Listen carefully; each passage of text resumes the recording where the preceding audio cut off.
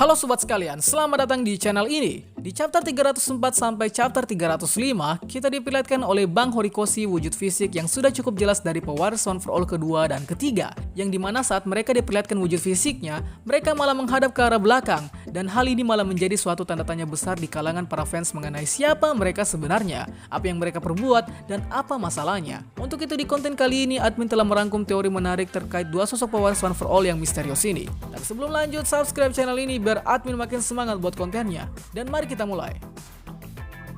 Kita awali dulu dengan pemicu teori pewaris kedua dan ketiga ini. Jadi teori mereka berdua ini semakin memanas ketika di chapter 304 dan 305 menunjukkan kemisteriusan mereka yang sangat nanggung sekali. Lalu mereka juga terlihat tak ikut campur dalam menguji Deku sebagai pewaris terakhir.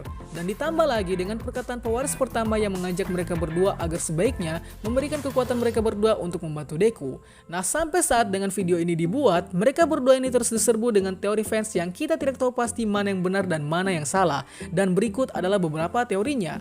Mereka adalah Bakugo dan Kirishima.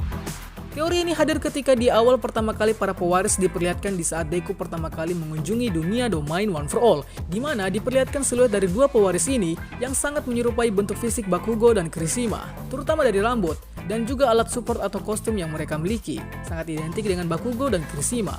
Alhasil terbitlah berbagai teori mengenai dua sosok ini. Dan yang paling sering adalah bahwa mereka berdua atau Bakugo dan Kirishima melakukan operasi time travel untuk memberitahukan pewaris pertama bahwa quirknya dapat diwariskan dan menjadi cikal bakal quirk One for All sampai ke tangan Deku. Dalam artian sederhana, teori ini memiliki pendapat bahwa Bakugo dan Kirishima lah sebagai dalang dari turun-temurunnya One for All sampai ke pewaris terakhir.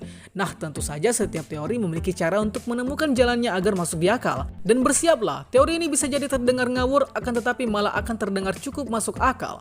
By the way, teori ini dibuat oleh Turtle Quirk dan berikut adalah konsep teorinya. Pertama, Bakugo diperintahkan oleh All Might yang mengetahui para pewaris One for All bahwa Bakugo lah pewaris kedua tersebut. Mengapa bisa begitu?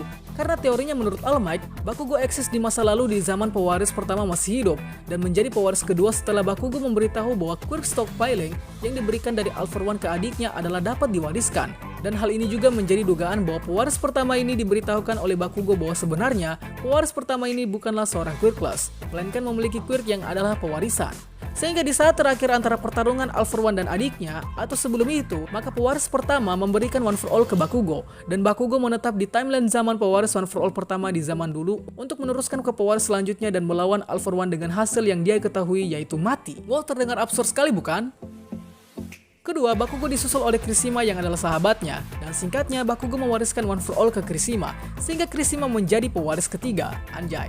Belum sampai di situ teori Turtle Quirk. Menurutnya, pewaris ketiga yang dalam hal ini Kirishima adalah salah satu pewaris One for All yang berhasil ditaklukkan dan kemudian dimodifikasi sehingga menjadi seorang yang kita kenal sebagai Gigantomachia, dengan alasan bahwa terdapat kesamaan fisik, sifat, dan perilaku yang ditemukan oleh spesimen Kirishima dan Gigantomachia.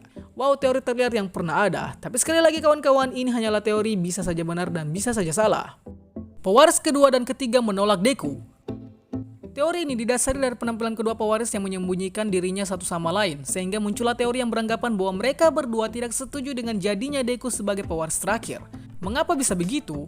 Bisa jadi mereka berdua ini adalah dua dari 8 pewaris yang tidak setuju Deku menjadi pewaris superior dikarenakan mereka berdua yang notabene sebagai pewaris pendahulu dari yang lainnya merasa bahwa Deku bukanlah kandidat yang tepat untuk diberikan tanggung jawab menjaga One for All. Petunjuknya gimana tuh? Pertama, dari awal mereka ini hanya ditampilkan siluetnya, karena pewaris pertama saja tidak tanggung-tanggung memunculkan wujud aslinya kepada Deku, yang harusnya mereka berdua ini harusnya secara otomatis ditampilkan. Kemudian di chapter 304 dan 305, mereka juga tak ikut serta duduk di tempat untuk menguji Deku. Ditambah lagi rencana yang telah berubah dan disepakati oleh pewaris lainnya, yaitu menyelamatkan Shigaraki dari All for One, bukan membunuh Shigaraki, yang notabene-nya saat ini Shigaraki memiliki 75% All for One pada dirinya. Sehingga pendapatnya mengatakan bahwa mereka berdua ini tidak setuju dengan jadinya Deku sebagai pewaris terakhir, dengan alasan yang telah admin sebutkan tadi, rasanya cukup masuk akal. Apa dasarnya? Sebenarnya dasarnya cukup sederhana, di mana mereka berdua ini adalah sosok yang berpengalaman dengan kegagalan beberapa pewaris setelah mereka, dan mereka berdua berpikir bahwa sebenarnya sudah tak ada harapan lagi untuk menundukkan All for One. Ditambah lagi mereka saat ini seakan dipaksa oleh mayoritas pewaris untuk mendukung Deku dengan cara memberikan kekuatannya. Sehingga kesimpulan pada teori di segmen kedua ini adalah mereka berdua atau pewaris kedua dan ketiga tidak setuju Deku sebagai pewaris One for All. Pewaris ketiga adalah kakek dari Idatenya. Teori ini disebutkan oleh admin akun Instagram Boku no Hero Indo, di mana dalam salah satu postingannya, admin Boku no Hero Indo berteori bahwa pewaris ketiga ini adalah kakek atau generasi pertama dari keluarga pahlawan yang dikenal sebagai Ida Family. Nah lo, jadi kakeknya Ida T-nya pewaris overall dong. Jadi begini teorinya, Boku no Hero Indo mengaitkan penampilan pewaris ketiga yang terdapat di akhir chapter 305, di mana memperlihatkan ada benda yang cukup familiar yang cukup dikenal oleh salah satu karakter di Boku no Hero. Siapa dia? Yap, dia adalah Ida T-nya yang memiliki Quirk Engine.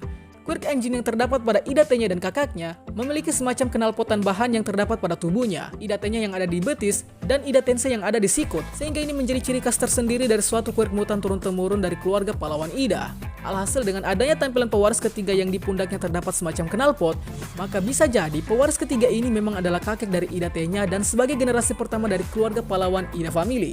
Sehingga dalam hal ini, pewaris ketiga memiliki quirk semacam engine dan dia bernama Ida. Oh, jadi gimana menurut kalian? Teori admin dari Boku no Hero Indo ini sangat masuk akal, karena jika kita kaji lebih sederhana dari quirknya sendiri, maka knalpot yang terdapat di pundaknya akan semakin merubah posisi selama hadirnya generasi baru. Dengan pewaris ketiga yang terdapat knalpot di pundak, Ida Tensei yang terdapat di sikut, dan Ida Ten yang terdapat di betis, sehingga sangat masuk akal bila pewaris ketiga ini adalah generasi pertama keluarga Ida. Jadi tadi kita telah ketahui beberapa teori terkait pewaris kedua dan ketiga. Tapi tentu saja masih ada banyak teori lain yang mungkin lebih menarik ketimbang 3 teori tadi. Jika kalian punya teori lain silahkan isi di kolom komentar. Itulah pembahasan kita pada kali ini. Sangga apabila ada yang kurang, request juga di kolom komentar untuk pembahasan selanjutnya. Dan akhir kata, see you next time.